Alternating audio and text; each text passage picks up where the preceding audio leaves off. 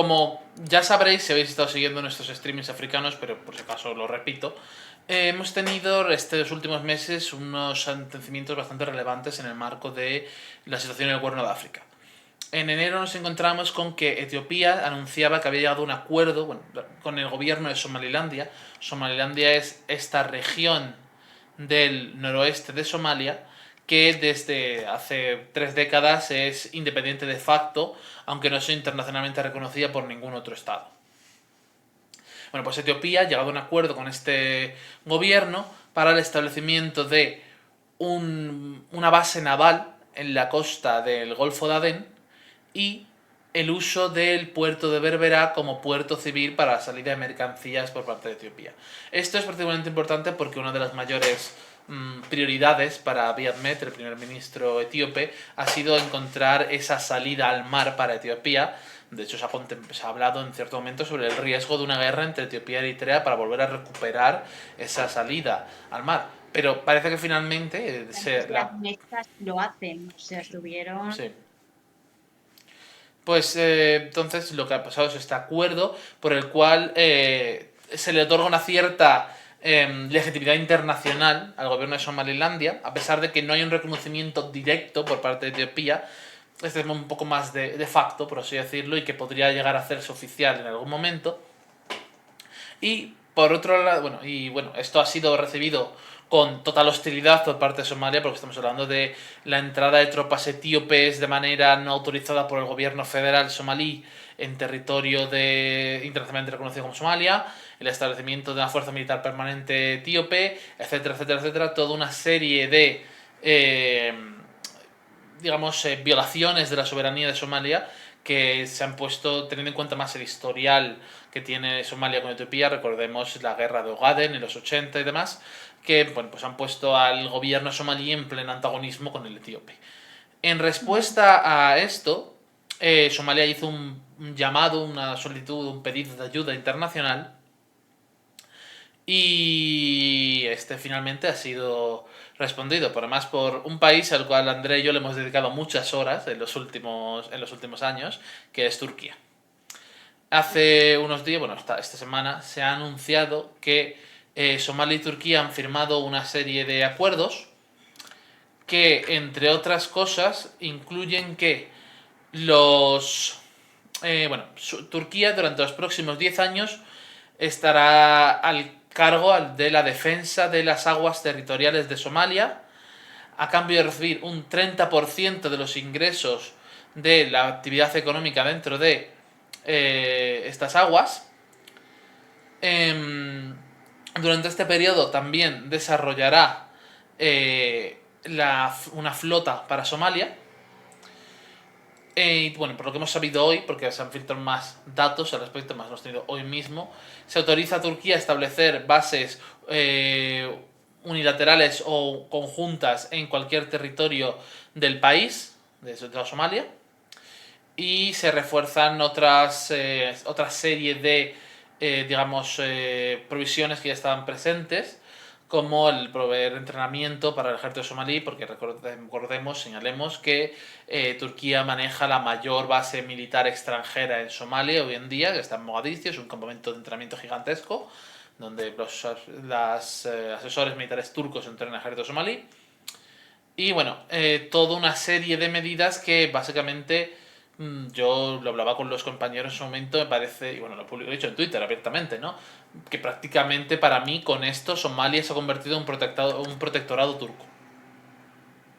Yo lo interpreto prácticamente como tal, aunque es una palabra muy fuerte en ese sentido, ¿no? Pero para mí es lo que es. Sí, Eh, es que los Alan. turcos son, o sea, son un país fascinante. Mientras todo el mundo anda metido en fregados o mirándose mal con el país vecino, ellos siguen haciendo sus cositas poco a poco, hasta que de repente hacen una cosa de estas, porque es que las relaciones Turquía-Somalia ya vienen de bastante lejos, o sea, es que casi se remontan a cuando Erdogan empezó en el gobierno siendo primer ministro, porque en una de estas, de su reformulación de la política exterior, que decían al principio del todo, o sea, cuando Erdogan era todavía primer ministro, decían, no vamos a dejar de lado a Europa, pero sí vamos a abrirnos a tener una política más proactiva con otros países y se metieron en cuestiones como a mediar en el conflicto Israel-Palestina, y otro de los sitios que miraron fue Somalia. O sea, y con muy buen ojo en toda su importancia estratégica, y empezaron con cositas en plan cooperación, ayuda humanitaria, así, cositas pequeñas, o sea, y es que las ONGs turcas tienen un papel muy importante dentro de Somalia, y es que también se han construido infraestructuras sanitarias, y por eso en Somalia existe el Hospital Recep Tayyip Erdogan. Pero en todo esto empezaron con cositas eso de cooperación, ONGs y tal, y de repente pasaron a defensa.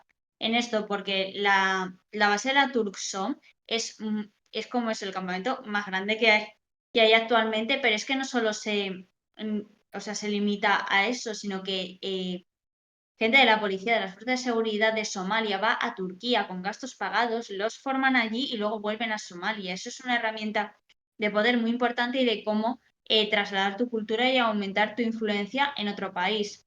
Y luego es que estas buenas relaciones entre Turquía y Somalia se vieron también durante el golpe de Estado de 2016, de que Somalia fue de los primeros en ir a condenar el intento de golpe de Estado de Fethullah Gulen y a, por así decirlo, perseguir a la cofradía por todo el país. Así que es como la punta del iceberg, la culminación de un proceso de acercamiento de relaciones que se lleva dando mucho tiempo. Es que también tenemos un artículo en la web sobre esto, pero eso, o sea, es que es como la punta del iceberg, pero lleva estos años gestándose. La presencia de Turquía en Somalia es muy importante.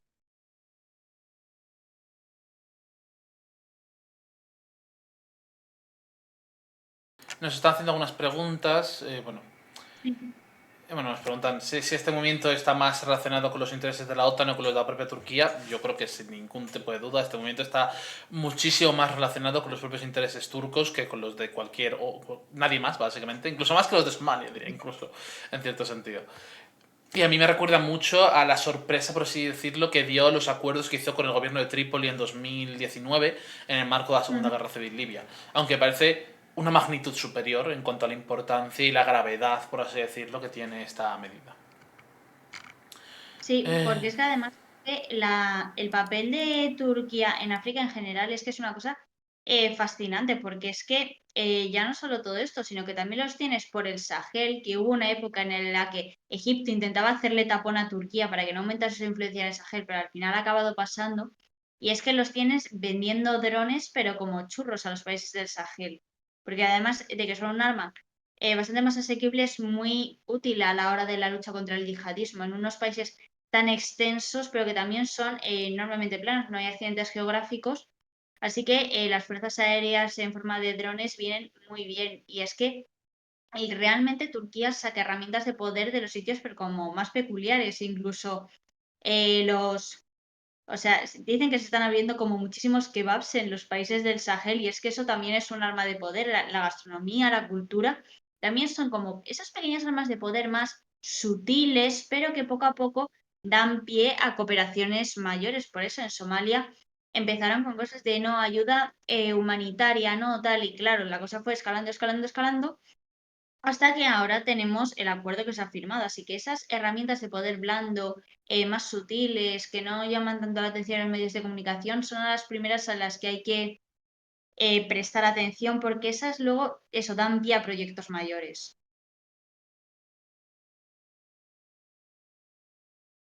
vale, también nos preguntan... Un momento. Bueno, se nos preguntan sobre si. Bueno, una pregunta muy rápida que contesto yo. He leído que China acaba de enviar una flota al Mar Rojo, creo que una fragata y una embarcación con misiles. ¿Es cierto? ¿Con qué finalidad lo envía? Bueno, no he visto la noticia en particular, pero hay que recordar que China tiene una base militar aquí en Djibouti. Es uno de los países que tienen una base militar aquí. Por tanto, no es nada particularmente extraño o particular que haya embarcaciones militares chinas por la zona. Sobre todo si son solo dos. Si me dices que manda un grupo de 20 embarcaciones, ahí sí me sorprendo e inquieto, por así decirlo, ¿no? Pero si son solo dos, yo no he... A pesar de que no he visto en ninguna noticia a ese respecto, pues lo dejaría como puede ser relevante de cara al futuro, pero no ahora mismo. Ujú. Bueno, nos preguntan, y con esta pregunta ya vamos a ir terminando, si, bueno, ya que Etiopía ya está en los BRICS, si tiene que ver China algo en todo esto. ¿En qué no tiene China algo que ver?